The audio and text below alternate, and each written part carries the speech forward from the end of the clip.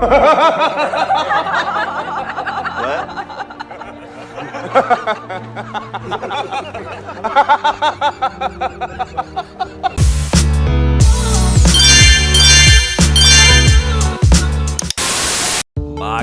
araw ng Lunes mga kachika.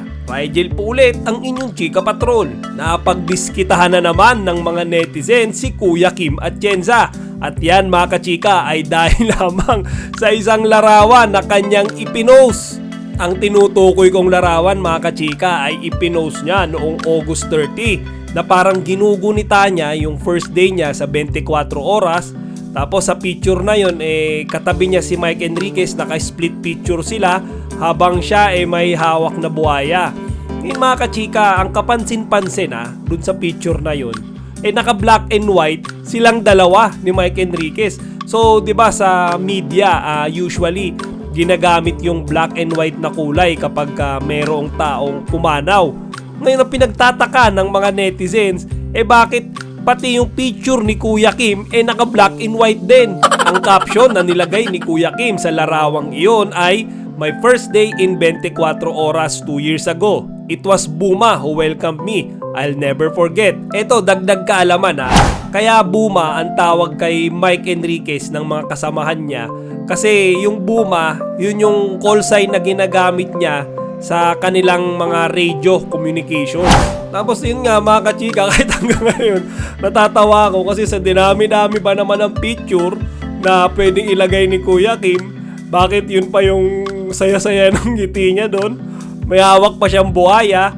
Tapos pareho nga naka black and white. Yun yung di ko maalis-alis sa isipan ko Parang pinatay niyo yung sarili niyo sa picture na yun Tapos mga kachika, doon na nga bumanat ang sandamukal na comment ng mga netizens. Kasi mga kachika, kung babasehan natin yung mga comments ng mga netizens parang pinatay na rin nila si Kuya Kim. Tingnan nyo basahin natin yung iba rito. Hala, patay na rin si Kuya Kim.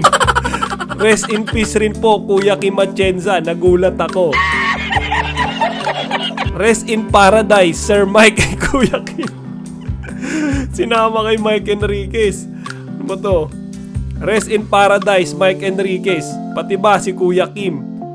Kuya Kim naman kasi, ba't ganon? Tapos may mga smiley na umiiyak. Rest in peace Sir Mike. And mga kachika, di ba? Kumbaga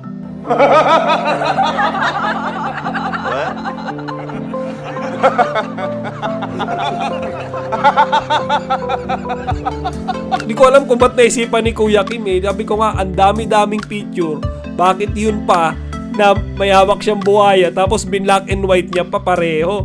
Tapos mga kachika, siguro napansin ni Kuya Kim na inuulan nga siya na sandamukal na comments na parang pinagtitripan siya. Pinalitan niya na rin agad mga kachika yung kanyang post. Ito, yung bagong profile picture niya, pinalitan niya yung una niyang in-upload na yun nga, naka black and white sila pareho. Tapos mga kachika, kinlalo rin ni Kuya Kim, nag-post din siya ng comment na ang sinabi niya, "Di po ako namatay." Ayun mga kachika. Tapos nakakatawa kasi nag-reply din tong mga netizens mga kachika.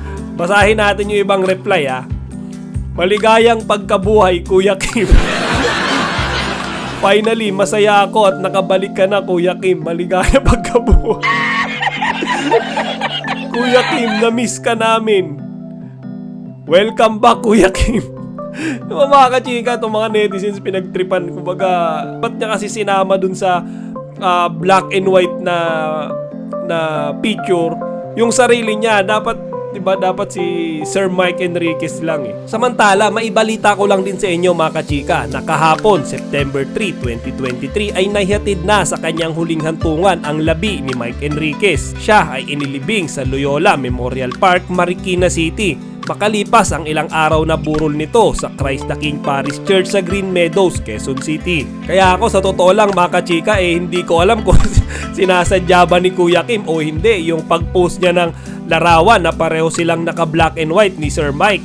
Para siguro ang objective niya kung sinasadya niya yun mabawasan naman yung sobrang kalungkutan sa atmosphere ng pagkawala ng ating veteranong broadcaster. O siya mga kachika, hanggang dito na lang muna. Sana ibisitahin nyo ang ating website na chikapatrol.net Huwag niyong kalimutang mag-subscribe at ibahagi ang inyong mga opinion dito sa comment section. Chika Patrol signing out! Kachika, huwag niyong kalimutan mag-like, comment, and subscribe. Para sa iba pang mga celebrity news, i-click lamang ang mga videos na ito.